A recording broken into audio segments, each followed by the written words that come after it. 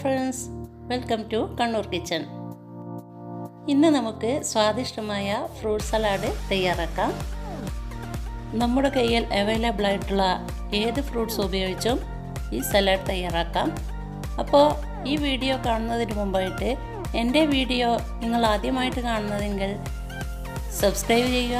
തൊട്ട് പിറകെ വരുന്ന ബെല്ലൈക്കൺ കൂടി ക്ലിക്ക് ചെയ്താൽ ഞാൻ ഇടുന്ന വ്യത്യസ്തമായ വീഡിയോകൾ നിങ്ങളുടെ ഫോണിലേക്ക് നോട്ടിഫിക്കേഷനായി ലഭിക്കും. അപ്പോൾ നമുക്കിത് തയ്യാറാക്കുന്നത് എങ്ങനെയാണെന്ന് നോക്കാം. അതിന് വേണ്ട ഫ്രൂട്ട്സുകൾ എന്തൊക്കെയാണെന്ന് നമുക്ക് നോക്കാം.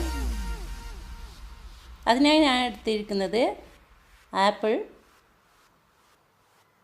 പിന്നെ അനാർ അഥവാ മാതളം, പിന്നെ കുറച്ച് മുന്തിരി, അത് ഏത് മുന്തിരി ആയാലും കുഴപ്പമില്ല, പിന്നെ ചെറുപഴം, കുറച്ച് റൈസൻസ്, ഉണക്കമുന്തിരി, കുറച്ച് കാഷ്യൂ നട്ട്സ്. അപ്പോൾ നിങ്ങളുടെ കയ്യിൽ ഏത് നട്ട്സ് ഉണ്ടോ അത് ഉപയോഗിക്കാം. പിന്നെ കുറച്ച് ചെറി, പിന്നെ ഒരു 3 ടേബിൾ സ്പൂൺ ഹണി. ഇനി ഈ ഫ്രൂട്ട്സുകൾ നമുക്ക് കട്ട് ചെയ്തെടുക്കാം. കട്ട് ചെയ്ത ഫ്രൂട്ട്സിനെ നമുക്കൊരു ബൗളിലോട്ട് മാറ്റാം. പഴം ചേർത്ത് കൊടുക്കാം. ആപ്പിൾ ചേർത്ത് കൊടുക്കാം. ഞാൻ തൊലി കളയാതെയാണ് ആപ്പിൾ ചേർക്കുന്നത്.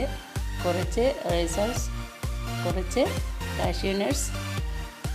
ഇനി നമുക്ക് ഇതിലേക്ക് 3 ടേബിൾ സ്പൂൺ ഹണി ഒഴിച്ചു കൊടുക്കാം. ഇനി ഇതൊന്ന് മിക്സ് ചെയ്തതിന് ശേഷം നമുക്ക് 1 മണിക്കൂർ നേരത്തേക്ക് ഫ്രിഡ്ജിൽ വെക്കാം. ഇതൊന്ന് സോഫ്റ്റ് ആകാൻ വേണ്ടിയിട്ടാണ്. അപ്പോൾ ഇപ്പോൾ 1 മണിക്കൂർ ഞാൻ ഫ്രിഡ്ജിൽ വെച്ചെടുത്തിട്ടുണ്ട്. ഇനി ഇത് നമുക്ക് സെർവ് ചെയ്യാം. ഇത് നമുക്കൊരു സെർവിങ് ബൗളിലോട്ട് മാറ്റാം. നിങ്ങളുടെ കയ്യിൽ വലിയ ഗ്ലാസ്സുകൾ ഉണ്ടെങ്കിൽ അതിലേക്ക് ഇട്ട് കൊടുക്കാം. ഇനി ഇതിലേക്ക് പകുതിയോളം ഫ്രൂട്ട്സ് ഇട്ട് കൊടുക്കാം. ഇതിൻ്റെ മുകളിലായിട്ട് നമുക്ക് ഐസ്ക്രീം വെച്ച് കൊടുക്കാം. ഞാൻ വാനില ഐസ്ക്രീമാണ് വെക്കുന്നത്. നിങ്ങളുടെ കയ്യിൽ നിങ്ങൾക്ക് ഏതാണോ ഇഷ്ടമുള്ളത് ആ ഐസ്ക്രീം വെച്ച് കൊടുക്കാം. ഇനി ഇതൊന്ന് ഗാർണിഷ് ചെയ്തെടുക്കാം. കുറച്ച് ചെറിയും കുറച്ച് സ്വീറ്റ്സ് ബോളും കൊണ്ടാണ് ഞാനിത് ഗാർണിഷ് ചെയ്യുന്നത്.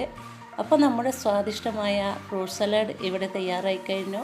ഉണ്ടാക്കാൻ വേണ്ടിയിട്ട് എളുപ്പമാണ്. നിങ്ങളുടെ കയ്യിലുള്ള ഏത് ഫ്രൂട്ട്സ് വെച്ചിട്ടും ഇത് ചെയ്യാവുന്നതാണ്. ചെയ്യുമ്പോൾ പേരക്ക ഒഴിവാക്കാൻ നോക്കുക. അത് കുറച്ച് കഴിയുമ്പോൾ അതിൻ്റെ ഒരു ബാഡ് സ്മെല്ല് ഉണ്ടാകാൻ ചാൻസ് ഉണ്ട്.